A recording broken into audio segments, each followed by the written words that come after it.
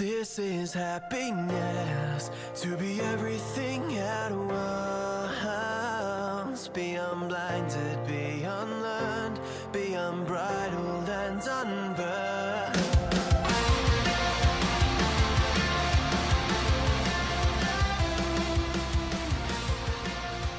Hey everyone, and welcome back to a brand new episode of Mood Prep. My name is Dave Nixon, and today I want to start with a little story. A story that I had with one of my clients a little while ago now. For those of you that don't know, I own a gym here in Canberra, Australia. And those of you that don't know where the fuck Canberra is because you're in another country, it's actually the capital of Australia. It's not fucking Sydney or Melbourne or Brisbane. It's Canberra, which is about 3 hours south of Sydney, inland. And right now it's winter and it's getting really fucking cold. But otherwise, that aside, I have a gym here in Canberra called Functional Fitness Australia that I own with a couple of other legends.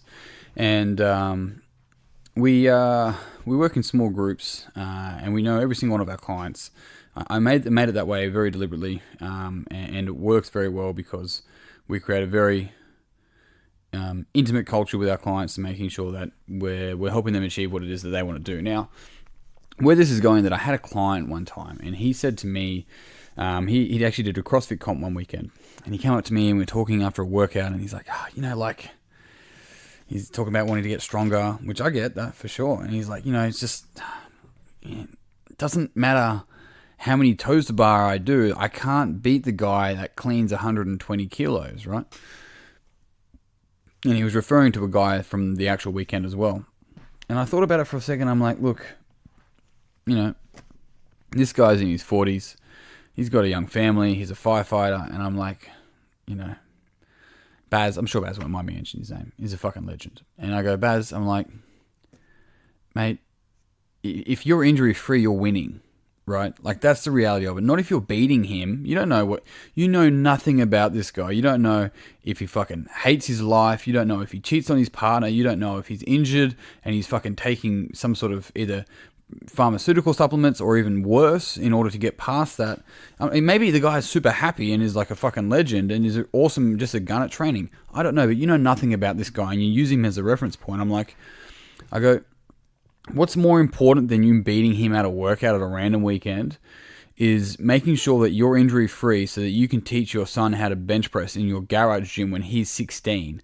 I'm like, we're missing the point. We're missing the point of what's important in our life, and the industry doesn't give a fuck about that. The industry doesn't want you to do that shit. As a whole, there's definitely people in the industry that do, right? In fact, the people that entered the industry definitely want to see people kick goals in life, and this is where this podcast today is about. It's about achieving life PRs, right? So we have a term at the gym that we call life PRs. And in our weekly podcast, we actually talk about people that achieve life PRs throughout the week. We don't necessarily celebrate. We don't have a bell here to celebrate when someone hits a gym PR, because the reality is, as nice as it is that we can measure on barbells if we're getting stronger, I think that's great. I've competed. I love it. Great.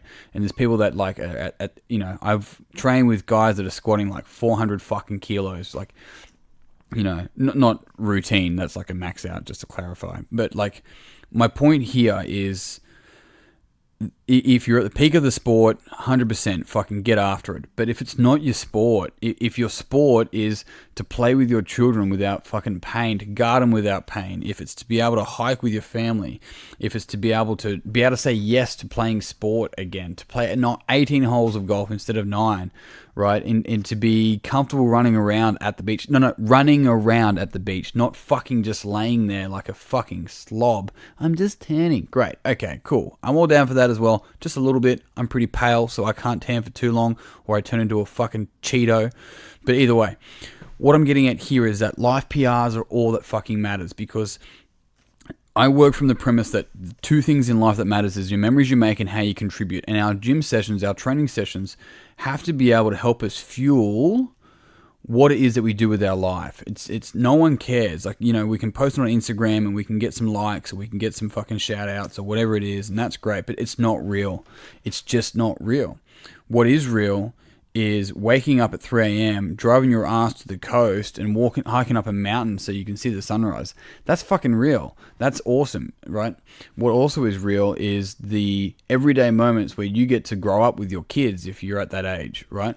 That's real. What's real for me is when I get to spend time with my nephews and I get to wrestle with them or kick the ball with them or play cricket with them, is being able to participate in life. We have, as an industry, turned from the fitness industry into the plastic industry, or the beauty industry rather, right? And the social media industry. And in doing so, we've lost the point of life. Life is to be participated in. Don't sit on the sidelines. I posted it on Instagram. I said, you do not build memories by sitting on the sideline. You need to be in the thick of it, contributing and playing. And so use the gym, use your training as an opportunity to set yourself up to be able to participate in life, right? Like, it's so crucial that we remind ourselves that we only get one time on this earth that we're really aware of, that we know about. And I think I spoke about this yesterday, but from a different line. I'm talking about it from a training, physical, mental sort of side of things today. I'm like, sure, hit your 5 RMs, hit your 3 rep maxes, 1 rep maxes, like do all that kind of shit. That's great. I'm all for it. I still do it. Like, that's fine, but it's making sure that you're not doing that because you think you're going to get validation from somebody else, right? You got to make sure that if at any point that training at the gym is taking away from you actually living your life, then you're now working at a cost. It's no longer a fucking investment. Your 1 hour in the gym has to help positively impact your 23 hours outside of it.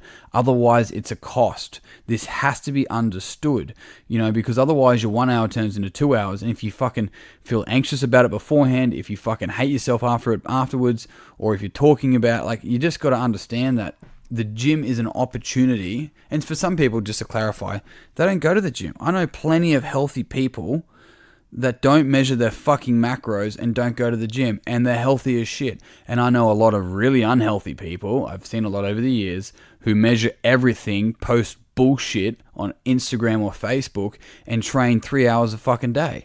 Like, you got to make a decision what is right for you and what is a lesson you're going to learn and what are you going to use your time for. That's not up for me to decide. I'm not one to judge on it in the circumstance of what you should do, right? It's up for you to do that.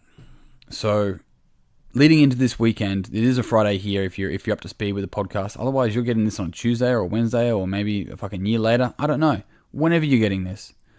Start looking at what kind of life PRs that you can set yourself this week that you can go after. Set yourself this month that you can go after. And then set yourself this year that you can go after. So for some people, that's travel by themselves. That's a big life PR. I'm all for that, because even though training, hitting a back squat PB is not going to make you travel easier, you don't realize that every single time you go to the gym and you just get that little bit over adversity, just that little bit over adversity every single time, and you learn to fail and you speak to people and you interact and you realize that you're a part of a community and you matter, then you're able to go, you know what, maybe I'm fucking brave enough now. Maybe there's it's worth just investing a little bit of money. I went to the gym that one time where I didn't really want to go, but I did, and that turned out okay. Maybe I can go overseas by myself, and you fucking do, and you love it, and you learn, and you grow, and you evolve. So this is the thing, is like, no one gives a fuck what you squat. No one gives a shit about what you deadlift. No one cares about that stuff. And I mean that in the nicest way possible. Like, go read Mark Manson's blog at least, but if not his book, The Subtle Art of Not Giving a Fuck. And I mean it from the nicest place possible. I don't care what you squat. I care about how you contribute, and I care about the memories you make. And that's it. That's the premise. And if you're squatting heavy and that helps that, great. But if you're squatting heavy takes away from that, fucking make a decision. Team, I'm out. Thank you very much for listening. I have some exciting news coming up, but otherwise I'm going to keep that to myself for now. Until next time, firstly, if you found this beneficial and you enjoyed it and you loved it, I would love it if you pass it on to a friend that you think would also find this beneficial, enjoy, and love. And also on top of that, join the Mood Prep Online group. Things are changing in that group as of the 1st of July, but until then, I think it's great if you jump online and jump in there and press accept. It's on Facebook. And we can rock and roll from there. Team, until next time, peace and pizza, kick today in the dick, and slay the dragon. I'll see you soon. To be everything at once, be unblinded, be unlearned, be unbridled and unburned.